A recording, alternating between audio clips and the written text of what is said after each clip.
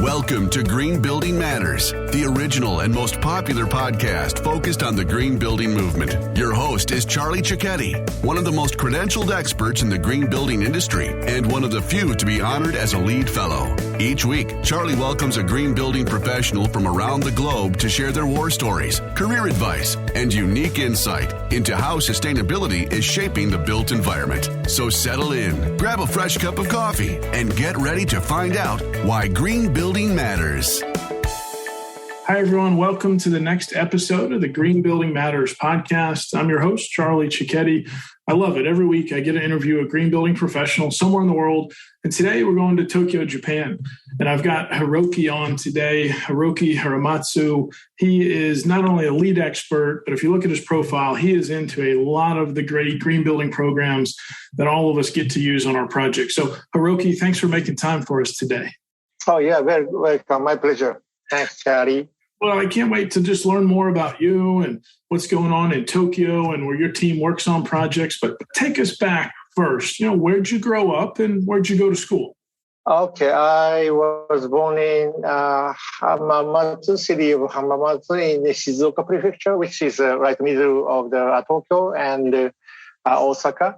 Then I grew up there, and I went to Osaka University of Foreign Studies, and I majored the Indonesian language and culture and history undergraduate. Okay, and I know early in your university, in your schooling, you also started to get into landscape architecture. So where did that come in? Yeah, landscape is when I spent my 20s, I worked for Japanese securities houses, and I moved to U.S. investment banks when I was 30 years old. Then I spent there 10 years.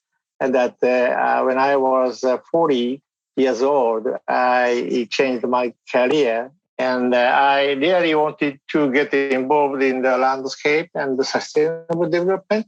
So I went to another university and majored in landscape design. Okay. All right. Now we've got to talk about this. So I missed that part. So you had a whole career in kind of at Merrill Lynch and finance and then later got into sustainability. Is that right? Yes, that's right. Okay. Now, if you want to talk about that time coming out of university and Merrill Lynch, we can, or if you want to jump to sustainability, we can also. So how was that in that early part of your career and what made you want to make a change? So in 20s and 30s, I spent almost 20 years in the finance and the investment universe. That was fun. But when I was late 30s years old, the money chases more money. That type of short-termism has dominated the whole industry. And I couldn't motivate myself anymore. So then I decided to change my careers. I see. Well, I'm glad you had fun there, a whole career managing director there in Japan and Merrill Lynch. And now sustainability, it sounds like it wasn't green buildings yet for you, but landscape architecture, that's something that was a passion of yours. So you went back to school and trained on that. Is that right? Yes, that's correct. How was that going back to school? I know if I ever went back to Georgia Tech, my alma mater, I would be a better student the second time around. So how was it maybe going back and learning a little later in your career? Oh, that was very exciting and interesting. Learning something new is always exciting to everyone. And I noticed we need to rebuild the cities around the nations.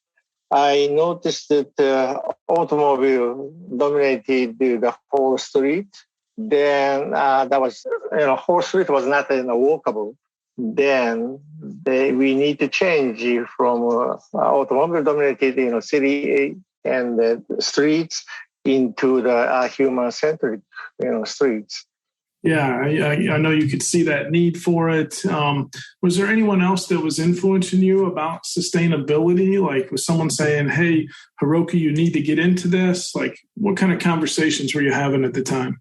Okay. I knocked to the door of a well-known landscape architect. Then he advised me.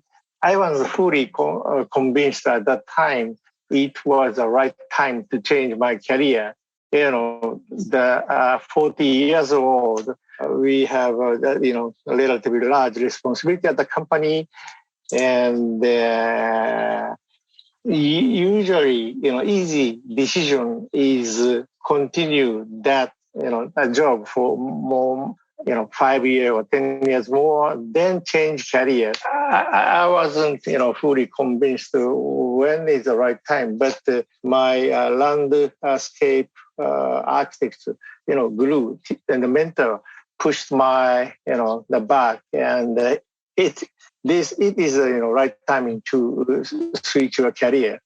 Yeah, and anyone listening here, I hope you're getting inspired to hear this is really the second career that Hiroki's had, and he's gone all in on green buildings, healthy buildings we'll talk about. Anyone else maybe you were following at the time, or you might consider a mentor as you were getting into the green side of things?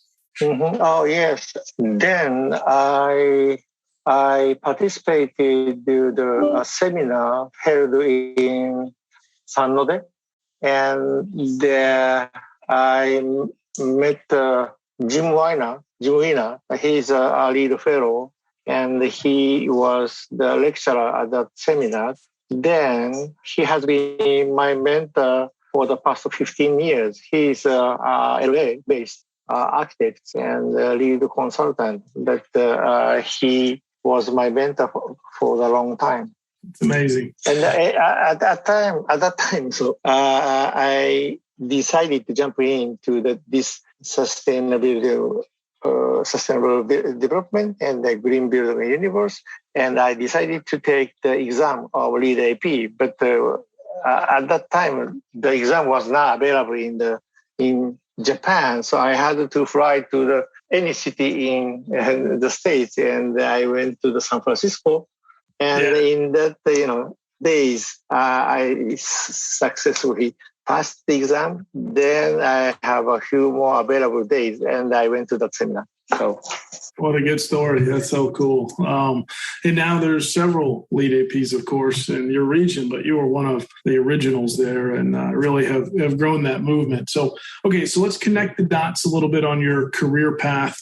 Let's talk a little bit about, now you've got the landscape architecture background. Maybe when did you start seeing green buildings and even LEED? You passed the exam. What was like one of the first projects you got to do a LEED certification on?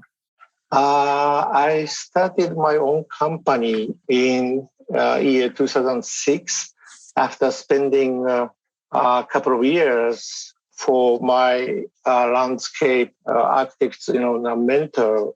Then he ran the environmental focused NGO named CSR Design. Then after spending a couple of years for that NGO, I decided to start up my own company in order to have a larger influence to the society. Then at that time, no one knows about the LEED in Japan. And there was a local rating system called CASBEE.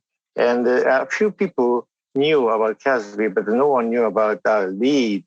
But I made an effort to promote the global standard and most well recognized rating system. And CASBEE is good, but we need to align with the global standard. And I have been saying that for quite a long time. And I had opportunity to lead the. I have opportunity to, what can I say? The project in 2008 or 2009, and the project, went well, but suddenly that so-called Lehman shock and the financial crisis happened. Then that project stopped, and that was the kind of a nightmare.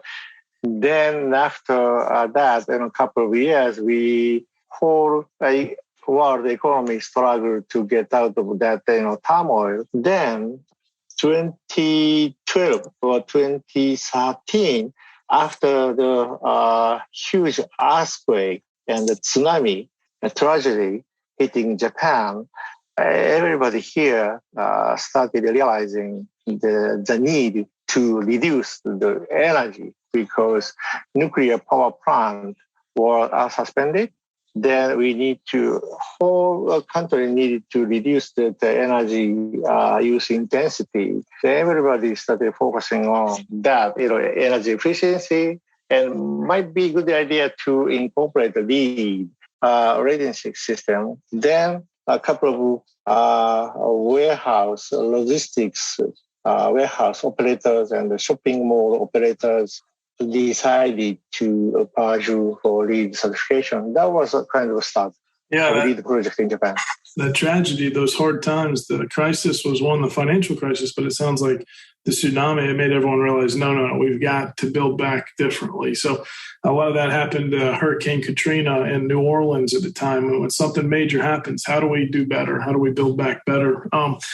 Today, Hiroki, if we look at, your credentials, your team, I see LEED and well health safety rating and sites and true and just. These are amazing programs. So have you really wanted to make sure you could do any of these programs? Does each client maybe have different needs? Tell us a little bit about maybe even today, how is it going and how do you decide which programs to use?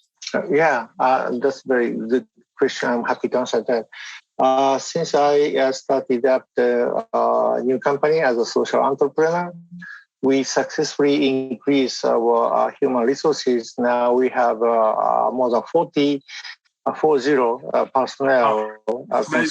consultants. Then we have completed more than 60 LEED projects, and a similar number of projects are in the pipelines. And I don't have exact number, probably completed more than 10 certifications. Also, the True, we haven't done True yet, but we are trying to get certified for our own offices, True, and just, it's not a certification, but transparency, right? You can be transparent, better policies, right? For those listeners to the podcast, while buildings can get certified and get a plaque, Hiroki, it's great your team works on just coming out of ILFI and living buildings, right? Is how can a business kind of be greener and be better for the social side of things and their people? So that's really neat. You also help on the just label. That's really good. So what kind of projects maybe is your team working on today, those that you could name? A lot of well-diversified projects. We have been involved in neighborhood scale development and the LEED communities and the LEED on them. And February this year, we established ARC Japan together with ARC School. And also Development Bank of Japan, which is 100% owned by Japanese government. So that Woonerf, my sustainability consulting firm, and ARC School and the Development Bank of Japan jointly established ARC Japan. So let's talk about that for a minute. Again, to our listeners, a lot are architects and engineers and contractors, and they understand LEED, BD+C, and new construction. You and I also get to work on existing buildings. And so while you might do LEED for existing buildings, certification path, the scorecard, you can also do ARC, and it's a great tool, right? Performance-based scoring. So you've helped really establish that partnership in Japan, and you got to benchmark more and more buildings. So tell us a little more about that. Building owners and operators, are they really starting to do this and get into ARC? Oh, yes. Our target to segments excited to have this new benchmark. Then we try to promote our platform to other building owners and occupiers, tenants, and the property investors and the financial institutions who makes loan against the property. And one of the reasons why we teamed up with this bank, DBJ, is a growing interest in decarbonization driven by sustainability financing. So finance sector is quite powerful in this country, and all of them are focusing on the sustainability and the ESG financing. So it makes a lot of sense to me to align with Japanese financial institutions like the DBJ, which operates globally. Then that could be a good driver to expand the whole the sustainability initiatives. It's needed. You got to keep pushing it, and you don't know where you're at. You got to measure, benchmark, and then you can determine where to improve. But you can get some certifications and LEED EB recertification. So make sure everybody here listening knows on that LEED for existing building side, ARC can help you with those certifications and recertifications. Hiroki, let's talk about just achievements. So what are a few achievements you're really proud of? The Woonerf, my company, achieved several LEED ND projects. A couple of projects in Tokyo, Futago Tamaga project, and the Harumi Flag Olympic Athlete Village project, and the Kanazawa Hyatt Hotel project, Osaka University's campus relocation project.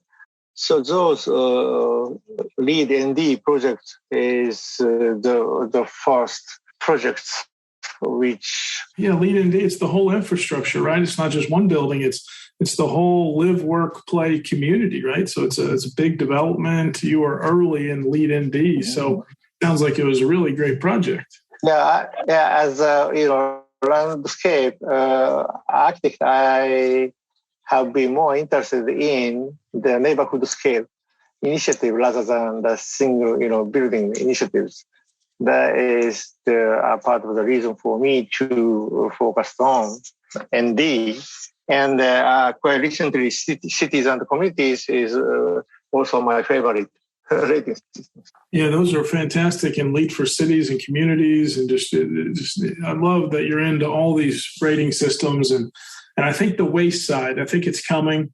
There's got to be a business case for it. And I think the TRUE program is a good program. But I love all these other programs you're working in. Obviously a LEED fellow. Congratulations for everything you've done on that front. I'm sure that means a lot to you. So let's talk about the future. If you were reading ahead, if you had a crystal ball, Hiroki, and you could predict the future, what else is coming at us? Where do you think the green building movement, the healthy building movement, where is it starting to shift? What do you think is next? Tough question, but I love to ask this one. Well, sometimes we hear... Yeah. Go ahead. Healthy buildings. That is very embodied. Common answers are healthy buildings and and fit well, embodied carbon. But I'm curious what else you're seeing. So maybe to segue to your answer, you obviously have WELL credentials. Your team works on WELL projects. So how are healthy buildings in Japan right now? Are you starting to actually get more certifications or more return to work, health, safety? What's going on the WELL front? Japanese people used to be called workaholic, continuously working very hard and takes no vacation. And the male, went to work from early morning to, late evening and just, come back home just to take the meal and sleep in the bath. That kind of lifestyle is changing. And building certification gives us very good tips. So we might want to change our lifestyle. It gives us a very good, what can I say, a clue to change the lifestyle. And I'm not sure if you know that gender gap of Japan is 1/20th. Oh, wow. So large, gender gap still exists here, and many people focuses on just work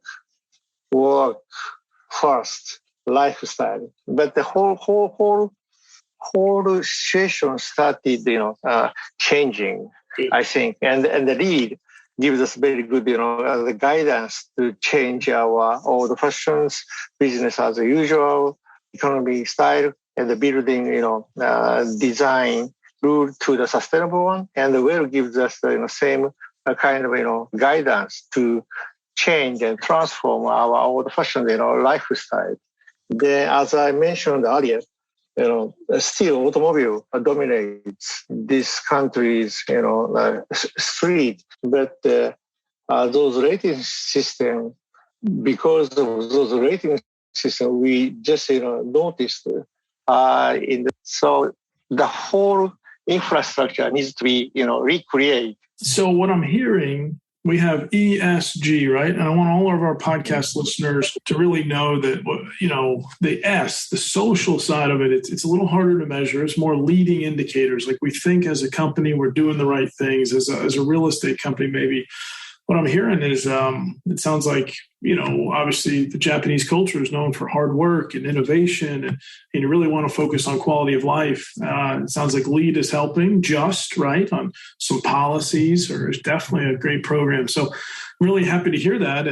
And I hadn't heard that when I asked the question, what's next? But that is going to affect all of our businesses. It sounds like it's affecting yours and some of your clients. And that's good that you took us there. Can I ask about the Olympics? Obviously, we've had COVID. It's been, this global difficulty over the last, 18 months. The Olympics were very recently. How was that for your country? And, I know it's always a place to bring the world together, which was nice to see. But how was that? And the buildings, by chance, were those green buildings that were erected? Could you talk to that? Olympic is a difficult, sensitive, tricky issue, and controversial. And that topic divided the country quite, substantially.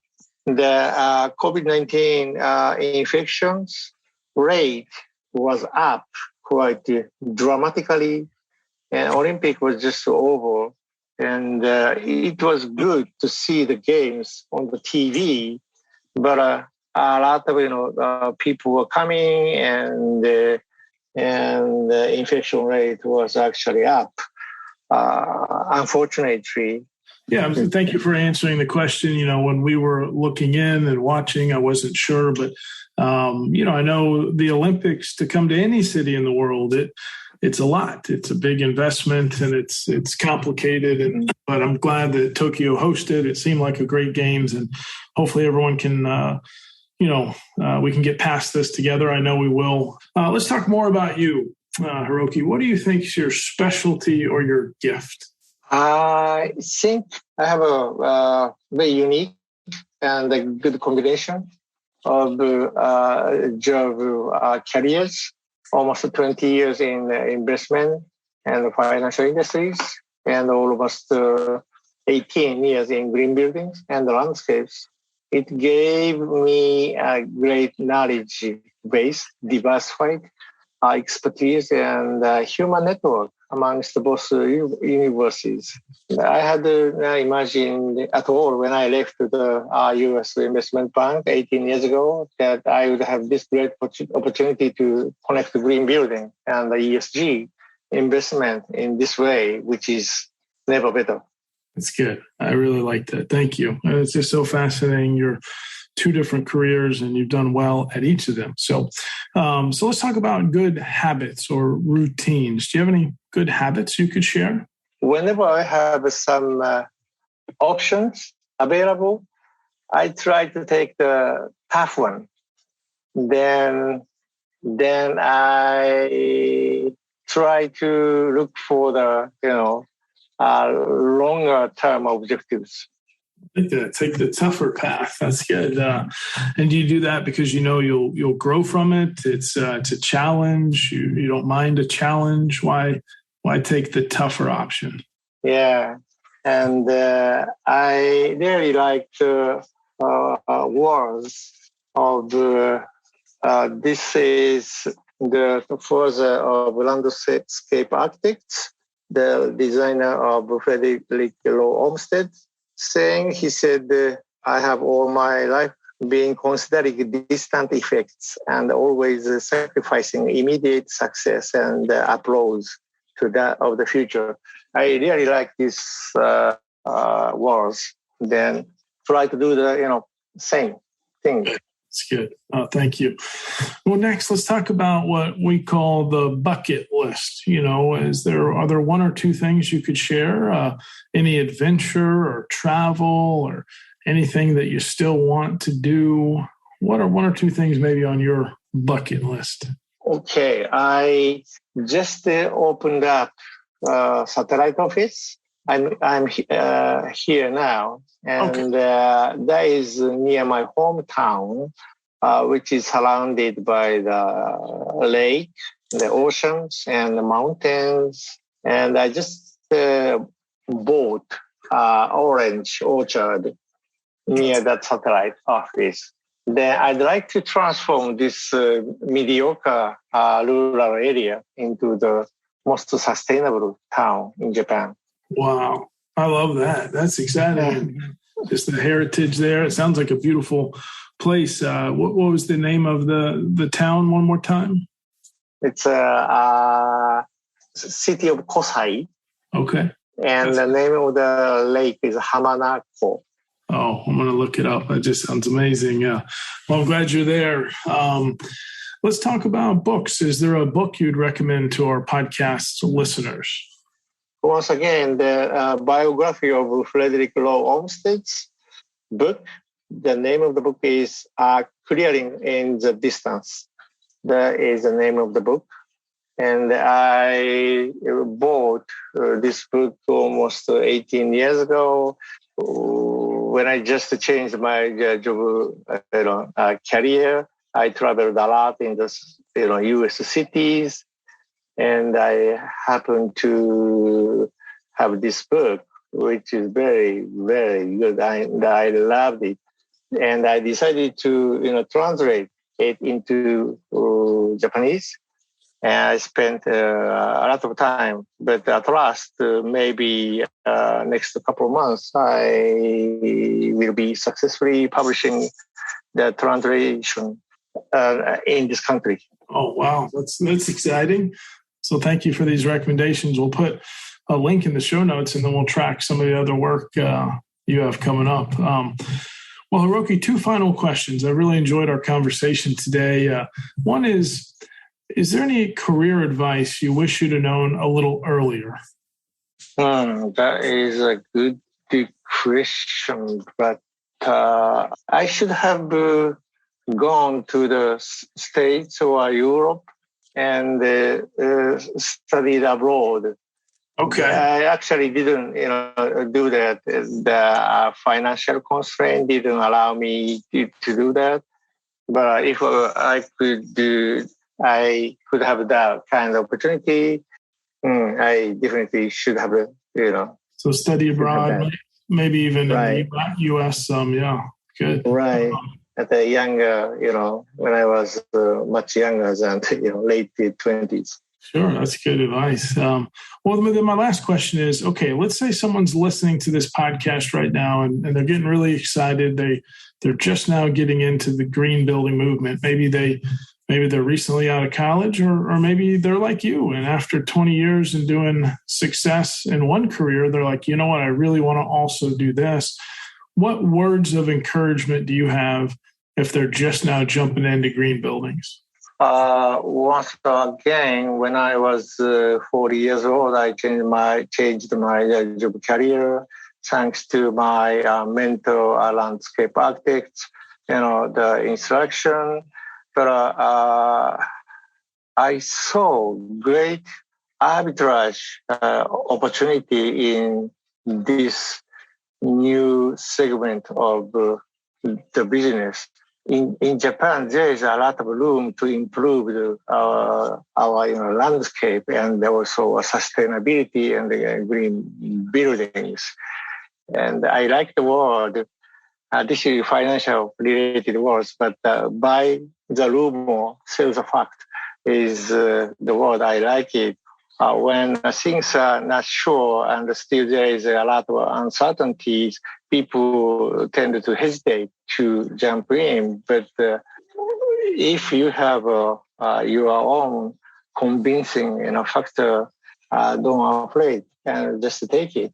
And the green building market opportunity is quite solid compared to the one in 20 years ago. And this is really rapidly growing market, and still huge upside is left here. So I really encourage younger people to jump in. Jump in. Go for it. Everyone, This has been Hiroki coming to us from Tokyo, Japan, and now a satellite office. Obviously a lead expert, a social entrepreneur, 40-person team, just doing some amazing things. Hiroki, thank you for everything you're doing and sharing your story today. Thank you very much. Thank you very much. I just want to say thank you to our loyal listeners. We actually are celebrating over 1 year here on the Green Building Matters podcast. Me and the entire team were stoked and just so glad you continue to listen every Wednesday morning to a new interview with a green building professional here in this industry, or just some pro tips that we want to make sure that you are getting straight from us, straight to you. Thank you for listening to this episode of the Green Building Matters podcast. At GBES.com, our mission is to advance the green building movement through best-in-class education and encouragement. Remember, you can go to gbes.com/podcast for any notes and links that we mentioned in today's episode. And you can actually see the other episodes that have already been recorded with our amazing guests. Please tell your friends about this podcast. Tell your colleagues. And if you really enjoyed it, leave a positive review on iTunes. Thank you so much, and we'll see you on next week's episode.